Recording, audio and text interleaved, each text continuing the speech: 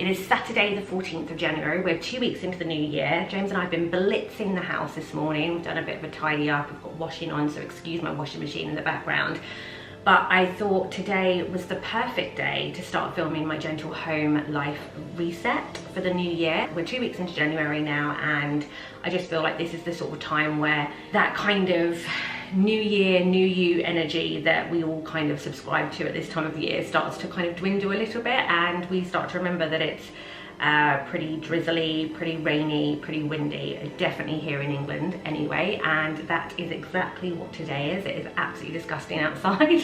So I thought actually it's a really nice day to think about lifting our moods, and that's what we're going to do today. Today's video is very much about 3 home decor updates that I have done in the past and I'm continuing to do in this year as well, to really help kind of like boost my mood, particularly in these dark winter months. If this is your first time at the Bluestone Villa, then welcome. My name is Louisa and I share videos from my Victorian home. And if it's not your first video, then welcome back. I'm so excited to have you here, and I hope you stick around for this whole series, which is all about this idea of kind of a gentle home life reset. Now, there are loads, probably millions of videos on YouTube at the moment, and probably from previous years as well, all about kind of home and life resets, and a lot of them require quite a lot of dedication and motivation and perseverance, and you know, you're decluttering every room in your house, and I'm just here to tell you that that's not what this video is.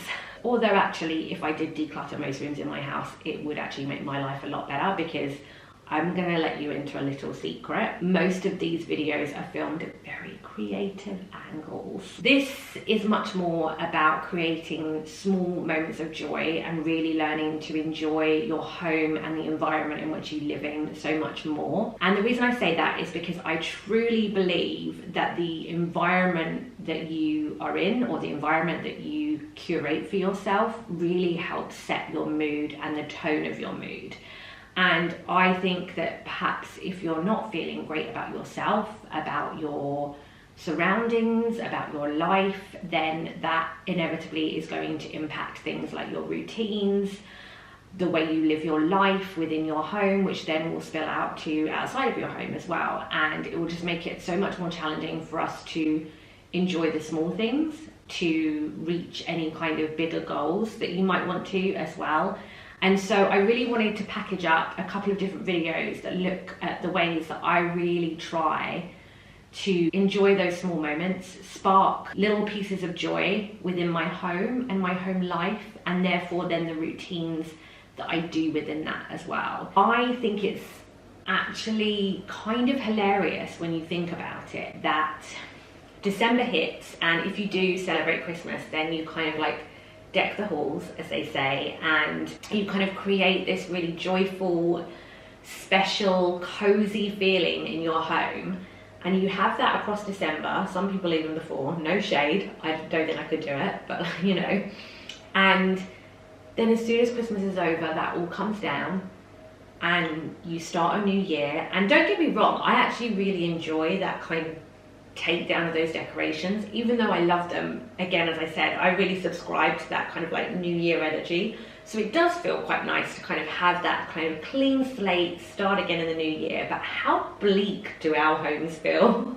Like how sad and pitiful. And it's really crazy because you've still got 2 months of winter at least. Like, it could snow again, you know, you've got dark afternoons that turn into really dark early evenings. You don't have a huge amount of light during the day, full stop. If it's like the weather has been the last 2 weeks, then it's really grey, it's really drizzly, you might have really high impact winds, and we're kind of just have got this long slog still to go, and we've taken all of the joy that was kind of in our home and removed it, when actually the worst is to come. And sorry, that sounds really, really negative, but I think you know what I mean. One of the first things that I will always do around this time of year is think about the lighting in my home. I will definitely keep up some twinkly lights, for example. So I've got these around my hops. I put these up for Christmas, the lights, not the hops. The hops are here all year round. And then I'll probably take these down kind of end of February, early March, depending on kind of what the weather is looking like. So you could, you know, have these around your home in other places. You might want to put them in kind of big vases, or you might want to just actually put some twinkly lights outside. I leave some of my twinkly lights from Christmas up outside. Everybody probably thinks I'm a maniac down my street, but I think there is nothing more special than when it snows and you've got that glistening of the Christmas lights like through the snow. The other thing that I really like to do with lighting is, which kind of negates the whole like it's dark and all of that jazz, but I really love to use kind of smaller lamps. I really like to have those warmer, smaller glows that just kind of light up different portions of a dark room. I think there's something about it that really envelops you in that kind of cozy feeling. Lighting a candle in the morning, maybe when you first come downstairs, it's such a lovely act. It's something that you just don't, I think, typically think of doing first thing in the morning. Or I also really love, like if I'm working, maybe like 3 o'clock when it's really starting to kind of dull down on the light front, you know, kind of once we're getting into kind of like the 4 o'clock times, that's when it's kind of going to be really dark. So I really like probably around 3 o'clock in the afternoon, lighting a candle, maybe a scented candle. And I think it just kind of, it's kind of a little bit of a ritual that you can set yourself. It's a little bit of a pick-me-up in that kind of mid-afternoon point where you've been working quite hard all day and you're kind of just thinking like you've still got a bit of a way to go and your mood's kind of dropping a little bit, you're more tired, it's darker. I just think it's a really nice way to kind of lift yourself up. I actually love kind of that time of day, that kind of like 3-4 o'clock time of day, actually making that, as I said, a bit of a ritual or routine, not just to light your candle whilst you're working, but also maybe going around the house and turning little lights on here and there, or lighting certain candles around the house, or turning on your fairy lights, lighting your fire, you know, whatever it is for you. And it doesn't have to be all of those things, it could just be one of those things, it could just be the one candle. But I think it's a really nice act of kind of getting the home prepared for those like darker hours of the day. And I just think it kind of gives you a little bit of a boost, and it definitely makes your house feel more cozy, more kind of special in a way. It feels more of kind of a festive feeling. It gives that kind of feeling of anticipation, and yeah, I just really love that. And so that is something for me that I will always do, particularly in these kind of like darker winter months, is that I really will make a bit of a song and a dance of having certain lights or candles lit, and just being able to live by that kind of small warm glow.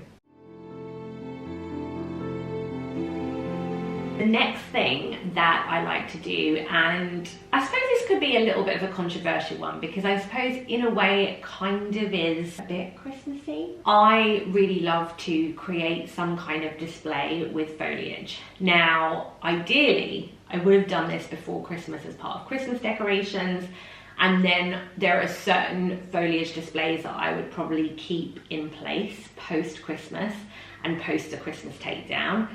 I think having kind of fresh or dried, to be fair, kind of living things from the garden or from foraging from a walk or what have you, I think is something really nice. It's all about kind of like bringing the outside in. And yeah, so I, in a perfect world, would have done a garland across my fireplace with fresh foliage that I then let dry out, and I will then keep that up post-Christmas. This year that didn't quite happen. I had the foliage and it was just one of those things. I totally ran out of time. I never got around to doing it, and sometimes you just have to kind of just let those things go, right? But I've left that foliage outside, and it's actually, most of it is still quite fresh, and I've had it since at least 2 weeks before Christmas. So I'm going to be setting up a bit of a fireplace garland. For there, I'm going to add in some of my dried hydrangeas that I tend to buy in the autumn and let dry out in my home, and then use them across for winter decor, which I've mentioned before here. And really just create something that looks really, really beautiful. There's a bit of a statement that just makes you feel like you've made a real effort in your home, that you've got something that if people come round, they're going to be quite wowed by, that you're wowed by every time you go into that room. It just lifts your spirit. It makes you feel really good about the room or the whole house, and it just makes it a bit more of a special something than just kind of your usual typical home decor. Finally, the last thing that I really like to do is add additional flourishes. And I'm going to call them additional flourishes because I think you can probably interpret that in your own way, whatever that may be. It might be that you're adding certain textures into your home, or it might be that you have a certain type of home decor thing that you love and actually you treat yourself to that at this time of year. It can be something really, really simple, which for me is going to be using ribbons around the room, which sounds a little bit crazy. I kind of happenstanced on this last year. I basically had some ribbon left over from wreath making, and I had a bunch of candles that I couldn't fit in the tub where the rest of my candles were.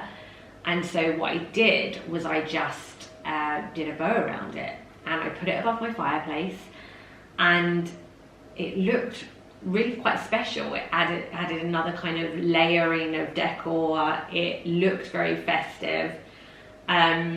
I did it, I think, around Christmas time, but I left it up. I actually left it up all year, and it looks really, really smart. Now I have absolutely tons of ribbon left over from kind of wreath making and also wrapping presents and what have you.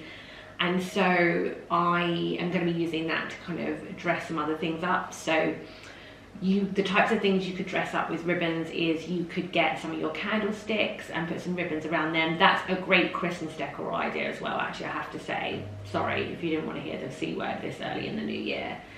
But,